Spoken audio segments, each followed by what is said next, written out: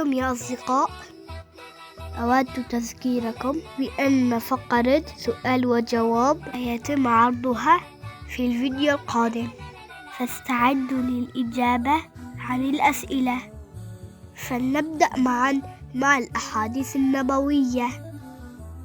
الحديث الشريف السادس: قال رسول الله صلى الله عليه وسلم: عليكم بالصدق، فإن الصدق يهدي إلى البر، وإن البر يهدي إلى الجنة.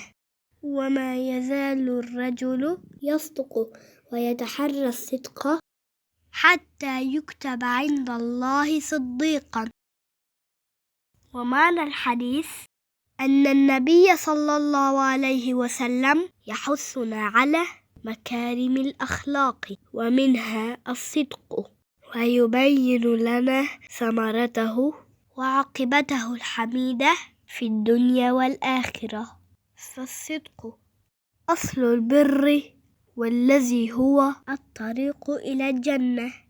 والرجل إذا لزم الصدق كتب من الصديقين عند الله تعالى.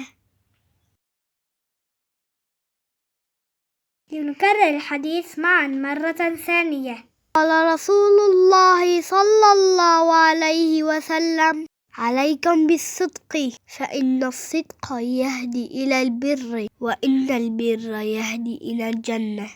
وما يزال الرجل يصدق ويتحرى الصدق حتى يكتب عند الله صديقا. شكرا لكم على المشاهدة، انتظروني في سؤال وجواب. دمتم بخير.